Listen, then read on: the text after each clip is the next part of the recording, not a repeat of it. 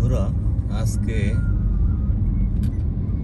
পোলাওয়ের চাল কেনার জন্যে আসছিলাম ধামরাইয়ের আমতলা বাজার। এখানে আজকে গোয়ালবাড়ি হাটের দিন, এই জন্য এখানে একটু চাউল কম উঠছে গৃহস্থদের। তারপর যাই হোক, বাজারে যেগুলো ছিল এগুলোর মধ্যে থেকে দেখে ভালো দেখে একটা কিনলাম। 150 করে কিনছি। আমি আজকে 30 কেজি চাউল কিনলাম, কারণ এই চাউলটা বছরের অন্য কোনো সময় পাওয়া যায় না, একমাত্র ওই 2 ঈদ ছাড়া, রমজানের ঈদ এবং কুরবানির ঈদ।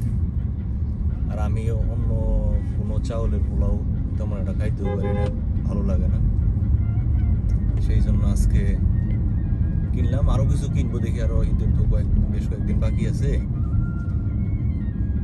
আরও মোটামুটি কেজি 20 মতো কিনবো, যাতে আমার মোটামুটি সারা বছর চলে যায়, আর কিনতে না হয়। তো রাস্তাটা দেখেন কি সুন্দর একটা রাস্তা, চমৎকার একটা ভিউ।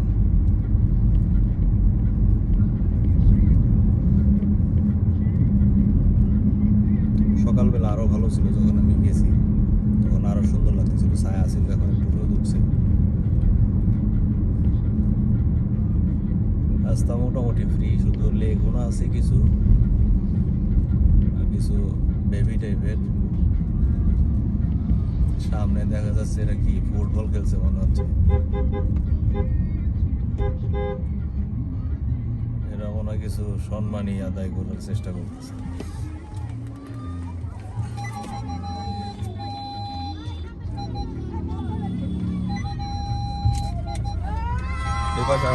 এপাশে আসো। না।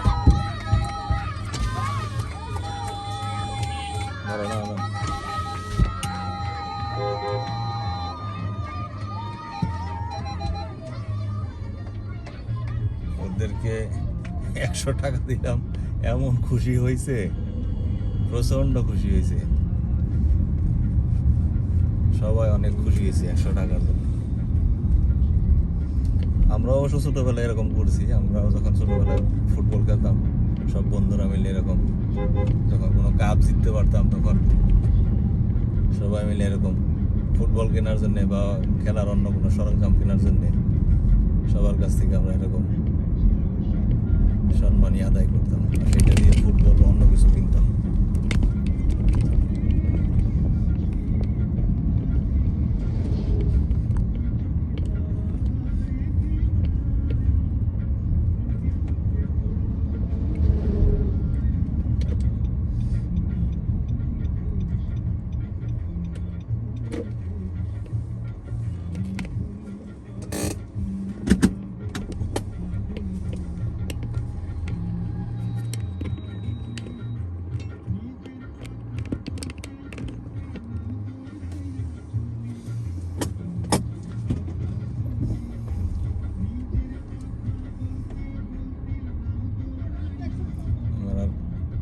ক্যামেরার মাউন্ট একটু লুজ হয়ে গেছিল, একটু টাইট করলাম।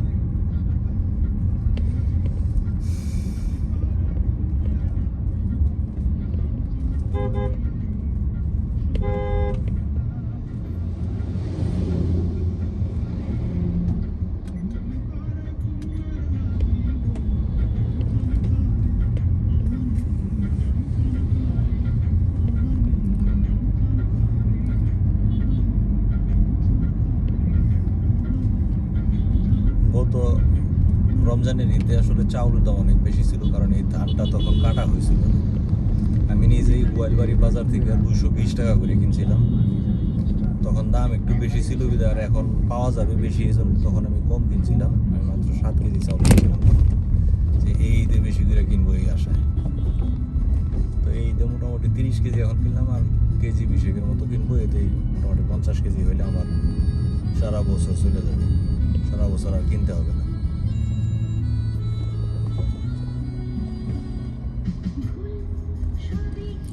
ধামরাই থানার এই এলাকাটা অবশ্য প্রাকৃতিক সৌন্দর্যে ভরপুর। এই রাস্তায় যে কোনো যানবাহনে যাতায়াত করলে খুব ভালো লাগে। দুই পাশে প্রচণ্ড গাছ, ফাঁকা ফাঁকা বাড়ি, নিরিবিলি রাস্তাটাও ফাঁকা থাকে, খুব বেশি একটা গাড়ি টাড়ি কিছু চলে না এখন।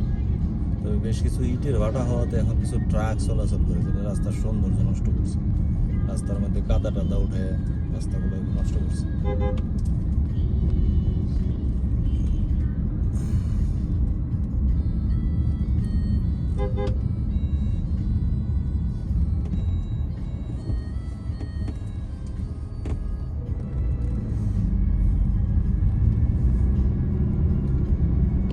অনেক চমৎকার একটা রাস্তা, গাড়ি চালায় অনেক মজা পাওয়া যায়।